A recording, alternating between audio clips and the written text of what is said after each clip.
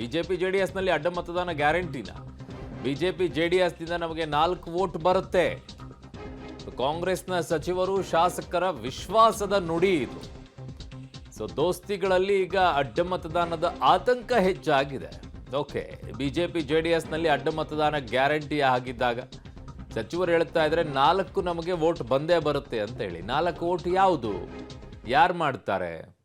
ಒಂದು S T Somashekhara, Shivaram Hebbar ಅವರ, ಈಗ ಬರದೇ ಇರುವಂಥ ಯತ್ನಾಳ್ ಅವರ, ಗೊತ್ತಿಲ್ಲ ಆ ಕಡೆಗೆ ಅಭಯ್ ಪಾಟೀಲ್ ಅವರ, ಯಾರು? ಪ್ರಶ್ನೆ ಕಾಡ್ತಾ ಇದೆ.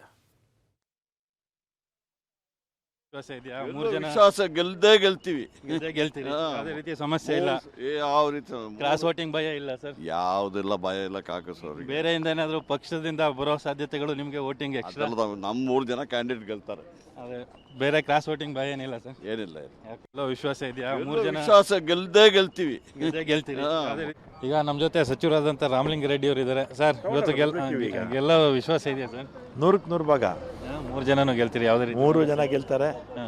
ಯಾವುದೇ ವಿಪಕ್ಷದವರು ಎಷ್ಟೇ ಪ್ರಯತ್ನ ಮಾಡಿದ್ರು ಕೂಡ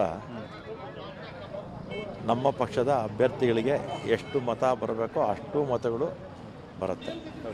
ಅಂದರೆ ಕ್ರಾಸ್ ವೋಟಿಂಗ್ ಬಗ್ಗೆ ಬೈತಿ ಕ್ರಾಸ್ ವೋಟಿಂಗ್ ಮಾಡ್ತಾರೆ? ಯಾವುದೇ ಕಾರಣಕ್ಕೂ ಕ್ರಾಸ್ ವೋಟಿಂಗ್ ಆಗಲ್ಲ.